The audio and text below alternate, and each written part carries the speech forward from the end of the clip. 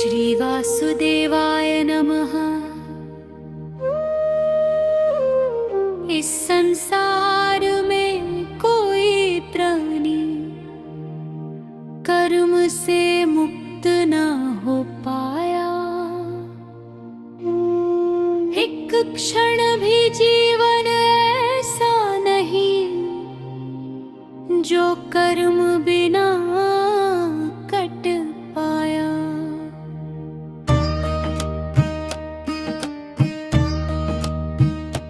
प्रकृति के गुण सबको बांधे, चाहे ज्ञानी चाहे अज्ञानी। जो बाहर संयम भीतर इच्छा, वो ही कहलाए अभिमानी। कर्म से भागना त्याग नहीं, कर्तव्य से मुंह मोड़ना पाप। कर्म ही जीवन की श्वास बने, कर्म से ही खुलते हैं द्वार आप। फल की आशा छोड़ के कर्म कर, यही है योग की सच्ची रीत। आसक्ति में जो कर्म करे, वही कहलाए पूर्ण मंजीत। यज्ञ भाव से कर्म जो करता, बंधन उसका टूट ही जाए। अपने सुख में जो कर्म रचाए, पाप का बोझ वही उठाए। अन्न से जीवन, वर्षा से अन्न, यज्ञ से होती वर्षा महान। कर्म से यज्ञ, ब्रह्म से कर्म, यही सृष्टि का शाश्वत ज्ञान। जो इस चक्र को तोड़ के जीता, इंद्रिय सुख में डूबा रहे। वो जीते हुए भी जीवित नहीं, व्यर्थ ही जीवन बहा रहे। जो आत्मा में रम जाए रानी, आत्मा में तृप्त शांत हो जाए। उसके लिए ना कर्म बंधन, न करने का भाव सताए। फिर भी कर्म कर है मानव लोक के हित का भाव लिए। जनक जैसे राजाओं ने कर्म से ही पथ जीत लिए।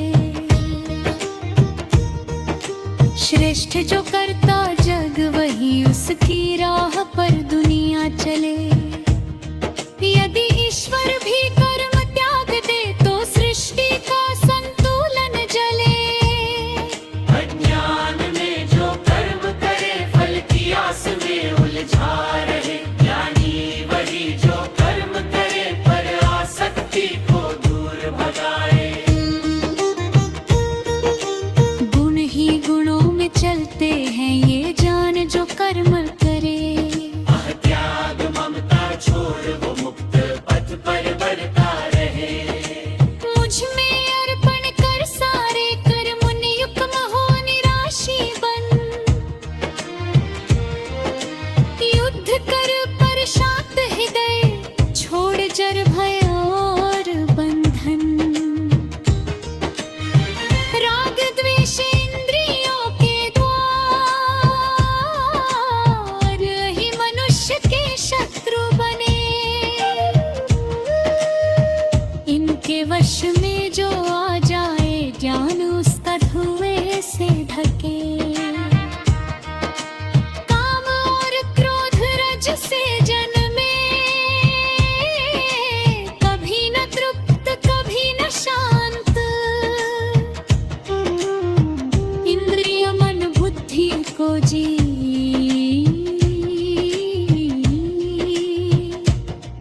तो आत्मा हो स्वयं प्रकाशित। अपना धर्म चाहे कठिन हो, पर वही सबसे श्रेष्ठ पथ। दूसरे का धर्म भले आसान, पर अंत में दे भय अथक।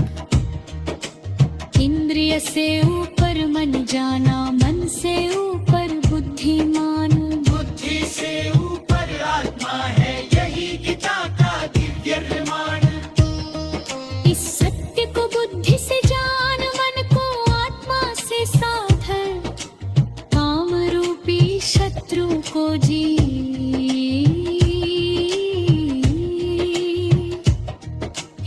कर्मयोग का सार प्रसाद।